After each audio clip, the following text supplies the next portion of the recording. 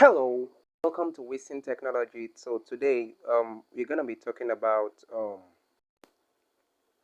converting decimals to binary, and that's what we're gonna be treating in this topic. So I promise to explain each line of code so you understand what is going on in the background, uh, as I usually do. So make sure you subscribe to my channel and also hit the like button. And most importantly, you can also share this to your friends, those of your peers that code. The most important thing I'm gonna advise you before I proceed is always practice. Try this out yourself. Don't just watch the video. You place your system in front of you and you practice it. You test one or two things. The way you are going to see me testing stuff, that's the way you can learn and be successful. So that is it. So let's run on to the main stuff of the day. So the first thing I'm going to do, I'm coming, let me check what I have here. So I think we're using the I think training. Let me navigate inside my training folder to see what I have there. Okay. Sorry. I think I need that. Okay. Let me bring this down and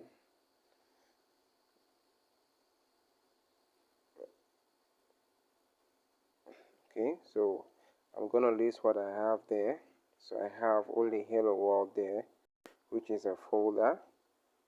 I think I was working with a particular file that I'm trying to, okay, learning.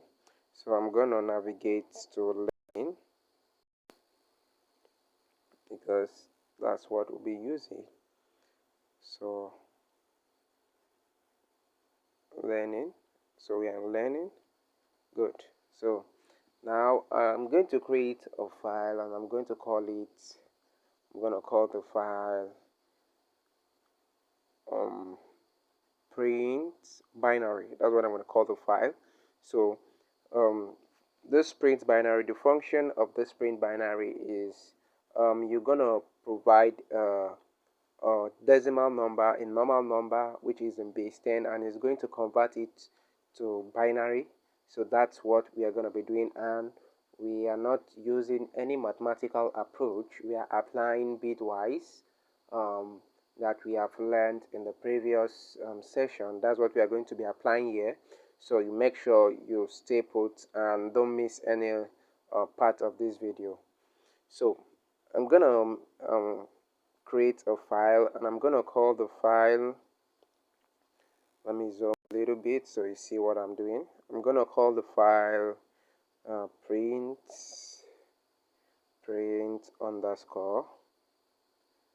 underscore binary.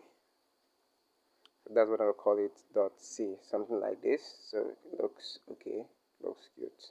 Yeah, so I'm just gonna hit enter and our terminal, sorry, our editor is going to open. So if you want to know how to make use of Vim editor, because it's one of the best editor you can make use on your terminal, and I have the link, you can check on the this thing. I have a special video, and I'm also wanting to create another video, a full course which contains everything you need to know about Vim, the basics, at least everything that's important for you to know and how to make use of Vim efficiently. So we are inside the, so the first thing I'm going to do is I'm going to save this. I'm going to save this and yeah, it is saved. So the first thing is to include our library. So sorry for that. I hit insert. I'll be in insert mode. So our library. So I'll put that. Then I'm gonna include the std. Include.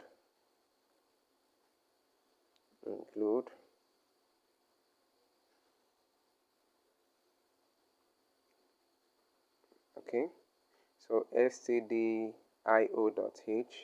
so our standard input and output library, so I've included that.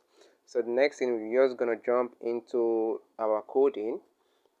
So the first thing, don't worry about comment because I'm not going to be adding comment here. We just go straight to the main stuff. We want to get an information from the user or the person, so the user need to provide a value. And first of all, for an binary function, converting is a simple stuff I have to that have to do with collection of um, numbers, integers. So that's the most important thing. And what we are returning to the users are integers. We are returning integers to the user. So I'm just going to create a function, void function. So I'm just going to create a void function. Then I'm going to call the name of the function print underscore binary. Sure. Binary, like that. So I've created the binary part of it. Now the binary function is going to be receiving a parameter from the user. So what's the parameter that's going to be receiving? Is going to be receiving an integer. So when we're talking about integer, we refer to numbers. And probably know that that integer is going to be an unsigned integer, because we don't want the users to be to provide a negative number like minus. So I need to make it unsigned, like that. Then another thing is I want the integer to be long, because you can see you may have, oh sorry for that, you might have stuff like 000 000 or 10011 011000 that can be very long. So we need to make the integer long. So I'm just going to go back here and add long there, because we don't know, we can provide a single number and the output might be close to a trillion or a million based on the distance. So binary is always bulky when it has to do with numbers. So um, I'm going to give the declaration, the integer declaration, a name. So I'm just going to call it n, like that. I'm going to call it n. So stuff like that. So that is that. So let me reduce this so you see what I'm doing. You understand? So I'm just going to put my curly braces. So in between the curly braces, you see the what's it called? You see the block of code that's going to run. So now the first thing I want to be checking, I'm going to put an if statement. So this if statement will be checking stuff out. And what this if statement is going to check is going to check if the value that was provided is greater than 1. If it is greater than 1, so at least the person providing any value should provide a value greater than 1. So I'm just going to put n, like that.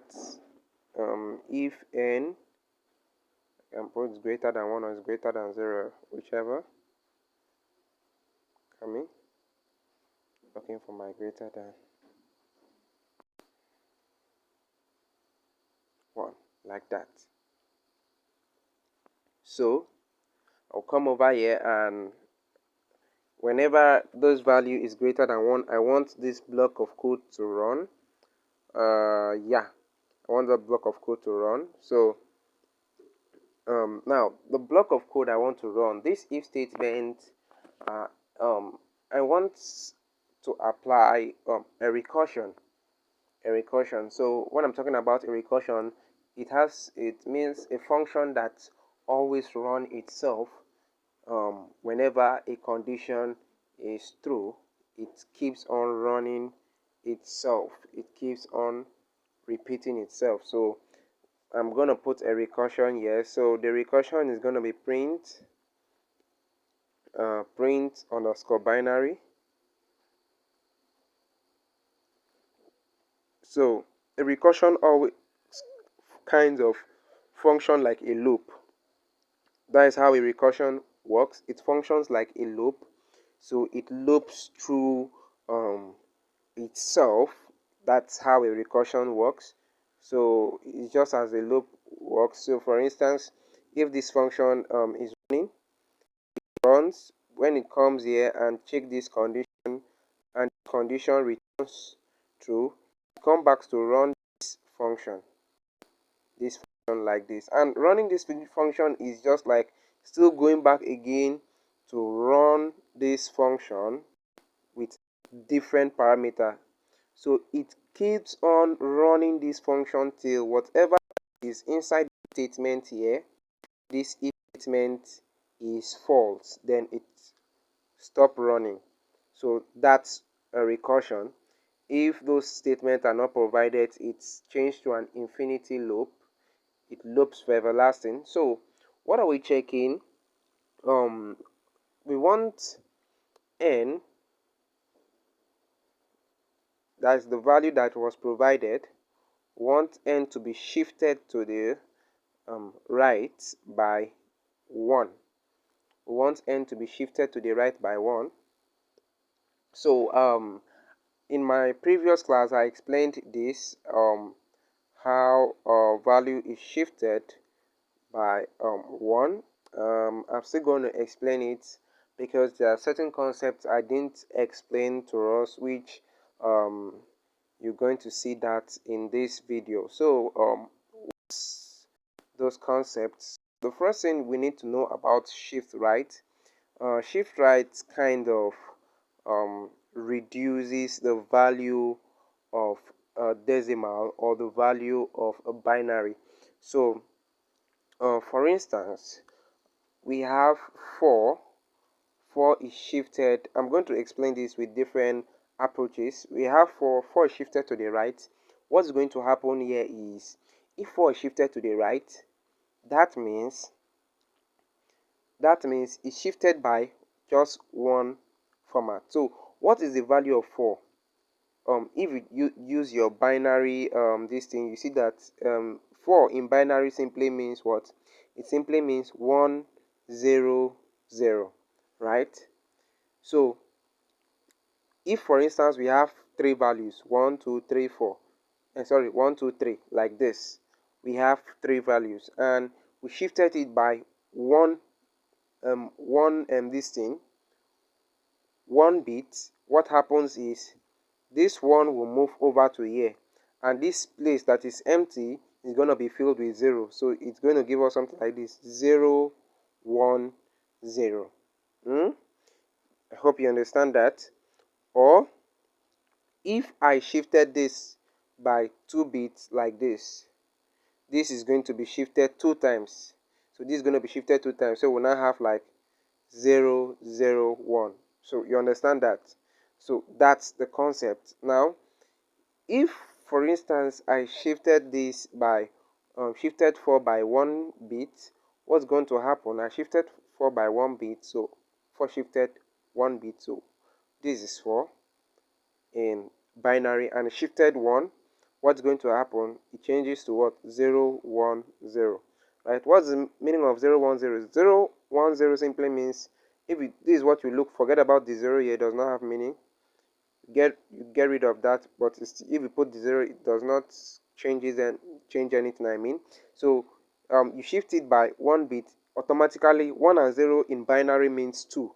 This is 2 in binary. So you see that if I shift it again to here, it becomes what? 1. So that's the distance. Now another way of calculating this is very simple. Shift right, you do like this: 4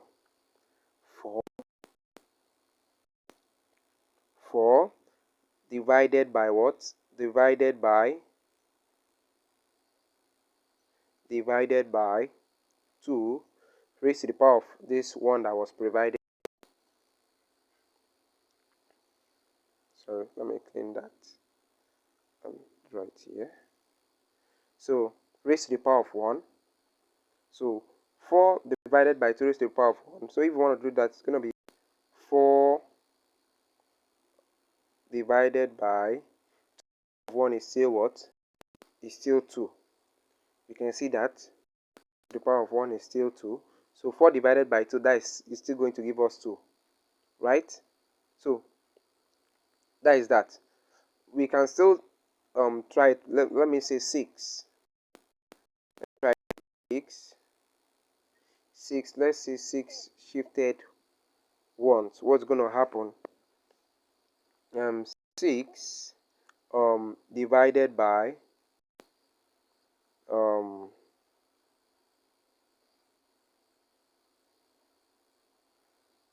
6 divided by 2 raised to the power of what?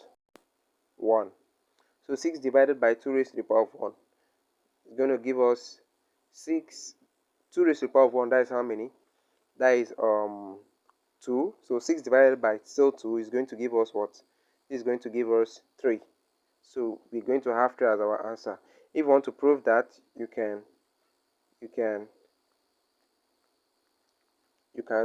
try it. What is 6? 6 is 0. 6 is 0, 1, 1, 0. So if you want to see how I convert this, you want to know how to convert this, check on my previous video on Bitwise. You see how we convert from binary to decimal and from decimal to binary with simple tricks, applying simple tricks. So like this, to you shift it one bit to the right, what's going to happen is everything is going to move like this. 1, 1. You see that? So 11 here stands for what? Stands for 3. Why 100 and this 110 stands for what? 6. So if I push it again like 2 times, maybe this is not 1 and changes to 2, what is going to happen is going to give us what? 1. Our answer is going to be 1, like this,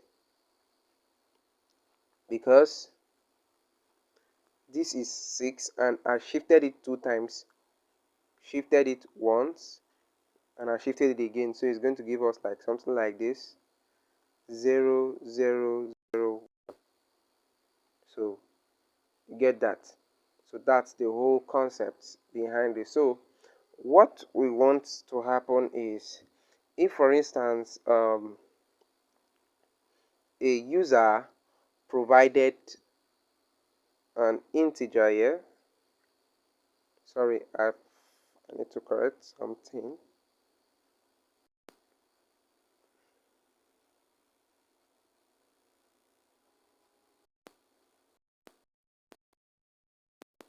Okay, I need to correct something here. Good. So for instance, a user provided 4 here. Now this if statement is going to check, is 4 greater than 1? Yeah, 4 is greater than 1. It's very correct that 4 is greater than 1. Because of the statement there is true, I want this recursion to occur. What do I want this recursion to do? I want it to shift that value 4 by 1. So automatically 4 is going to be reduced. Is going to be reduced by 4 is going to be reduced by 1 bit to the right. So 4 automatically changes to 2, because when you do the calculation, that 4 divided by 2 raised to the power of 1 is going to give us what? It's going to give us 2. See that? So That's it. It's shifted and it's now true, and the remaining piece of code is going to run. Then you still repeat, go back again to this top and check again. Yeah, I've received a new value for n now. Now you check, is 2, so it's no more checking for 4 again. So is 2 greater than what? 1?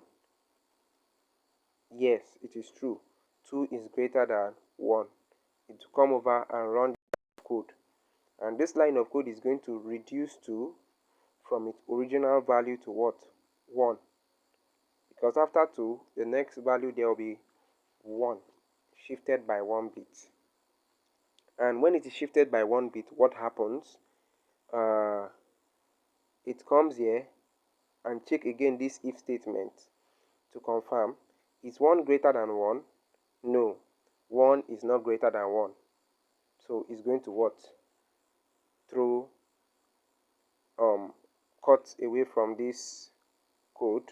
This code that's supposed to run, it's no more runs again. This recursion stop happening, then the next line of code is going to run. So that's the concept we need to solve. So let's continue. So as I was saying,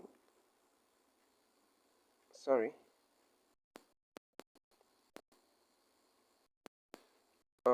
after this, the next thing we're going to do is want to return something to the user. So what do you want to return to the user? Let me just say I want to return a character to the user. Okay, let me not return anything to the user. Let me just run it normally as it ought to be without returning anything to the user. So let me I'm thinking of returning and I'm still thinking of not returning, because if I'm returning, this void here is going to cause an issue. But let me just use the main normal stuff I ought to use there. So let me just use a printf. So I want to printf some stuff. Printf like that. So I'm coming inside this printf. So I'm returning a number. I want to print a number, so it's gonna be a percentage sign with a D like that. Then I think a new line like that. So a new line, then a comma, then what is going to happen that new line. So okay, sorry, let me make it a character. I know why I'm making it a character, because of what I want to explain next. Now I'm using Bitwise, so um, most of the things you can manipulate on is characters. So what I want to return is n, put in a bracket,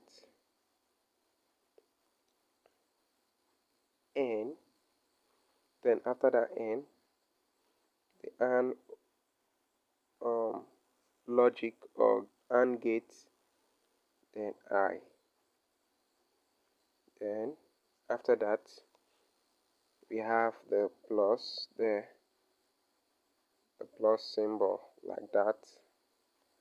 After the plus symbol, then we have this. So I'm going to explain this in a short while so you know what it stands for or what happens or what it does in our code. So now let's take a look at this. Now we have n and 1 plus the 0 in it, so that's what we want to be explaining. Now when this stuff runs, this is what we should look at, this part of this code.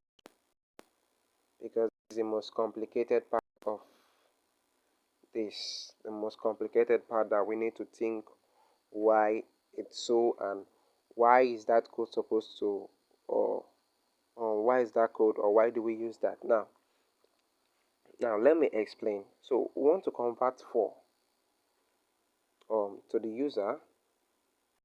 So just permit me to rotate my screen. I'll be using it to rotate the other way. So I want to convert 4, and 4 is moved, is shifted right, like this, right? Now, due to the fact that 4 is shifted right, what happens is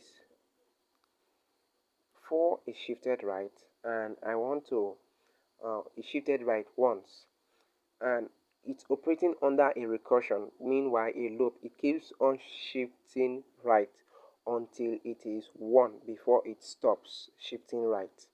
So let's see what happens. So 4 is shifted right once, and what happens is it's for instance 4 is 1 0 0, right? And when it's shifted right, it's going to drop as 1 0, right? Which that 1 0 stands for 2. This 2 2 is also shifted right, and it gives us what? 1 0, which is going to give us 1. Now you see that it moves from 100 to 10, then to 1. You can see the movement from 100, 10, then 1. Now let's see how this line of code we have here comes in handy. So if for instance we have 10, these 3 lines of code, these 3 numbers 0, right? Then we have 10, then we have 1. Now let's see what happens. For this line of code here, they say n and I. N and I. That n and I function for the bitwise, this is what happened. It's going to compare the value of n with I, with 1, I mean, not I. So let's start from 100. If it is 100, it's going to check. Let me cross this over so you don't mix it up. If it's 100, it's going to check 101. Let me put that and calculate it. Now you see what happens. 0 and 1. What is it going to return? It's going to return 0, because the two of them are not the same. So they are not permitted to enter the exam hall. This is going to return 0. This is going to return 0. You can see that. So our final answer here is going to be 0. So at this first stage, 0 was returned to the user. That's this AND statement. Now to the second one too, let's check what happens the second time. When it is no more 4 again, it is now 2. I want to see what happens. Good. So when it is 10 and 1, calculate that. 0 and 1, is it true? No, they need to be the same. 1 and 1 before it will be 1 for the AND gate. So 0 and 1 will give you 0, and 1 and automatically there's a 0 here will still give us what? 0. So this is also giving us 0. So at this stage too, we also have what? 0. You can see that. So that's for the second stage where it has become 2. Now for the other stage again, which is the last stage, we have 1 here, and we are comparing it again with 1 and 1.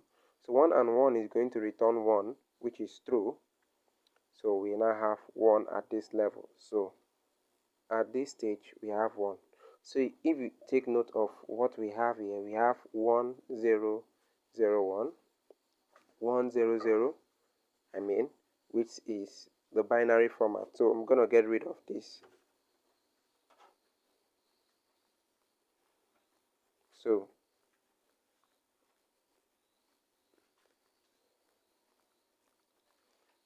you can see what we have here, 100. So it starts from down, count it up. We have 100, 100, like that. You can see what is going on. That's what's the function of this code. And now, why are we using this symbol here? Now, we are using this symbol to push it because it has to do with a character. We are comparing a character and a number, so we need to add that symbol there to indicate that this is also a character, but we want it to be in a single, its normal form. Because if it is not in its normal form, what happens is it ends up returning nothing. That place becomes empty. So we don't want an empty this thing. We want a character to be printed out, so we need to add that. If for instance you change this 1, this 0 you have here to something like 2, something like 1, the value that's supposed to be printed out instead of 1 is going to be increased by 2. Then the rest that are 0 is going to be increased by 1. So we leave it there at 0. That's the normal format. We have to leave it there. So that's it for the other one. So now we are done with so the next thing we are going to do is just to go ahead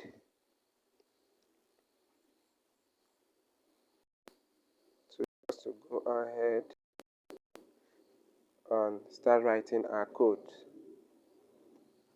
So now we need to run our code. So int main. So inside the main function, I'm gonna put a void there because I'm not providing any parameter inside it. So it's going to be a void. It's not receiving anything. So I'm gonna put my return. Then I set the return to 0.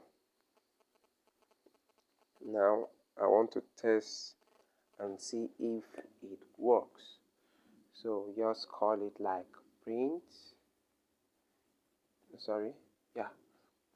underscore binary, like that, print underscore binary, and I'm going to provide an integer like 4, and let's see what happens. So I'm going to write and save, escape this. So I'm quitting this, then I'm going to compile it. So say gcc, let me clear my screen. So say gcc, then a space with the name of this thing to see if there's any error. Okay, I think I'm encountering an error.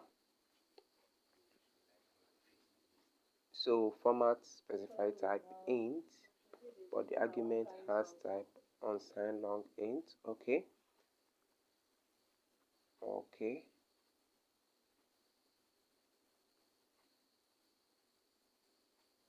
So it's returning an unsigned. So let me see. I'm going to rectify that right away. Me returning a character. So let me see how I'm going to change that. So if I say unsigned or long unsigned, yeah, like that.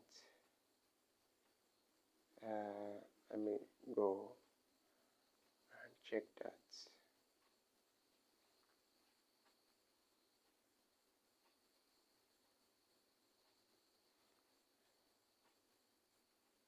See if there's any other error. Okay, it has compiled. So let me check. Okay, so it throws 49, 48, 48. That's what it has returned. So 49 is supposed to be 1, then 48 is supposed to be 0, 0. But I made a mistake there, so which I need to rectify.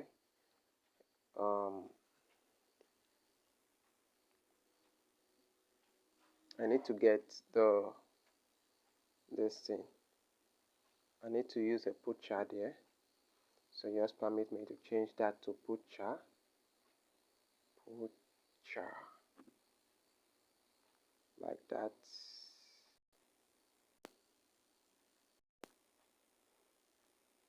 So I'm gonna get rid of all this.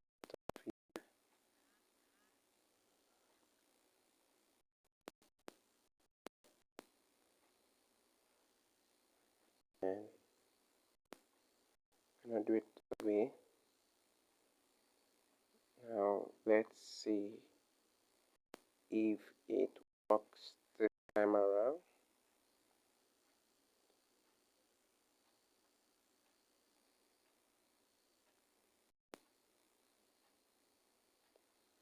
So let me try GCC. Okay, so let's run it this time around. So you can see we have 100 there. See the 100. Yep, it has disappeared. Okay, let me put a new line after running the function so that it works fine. So when the function runs, I'm going to add a new line, so I'll just put a printf there. Printf, like that. Then inside the printf, I'm just gonna put a new line in there, like that. So I'll just copy this and paste it multiple places with different values. So that's for 4. Let me paste it. I'll change this to 6.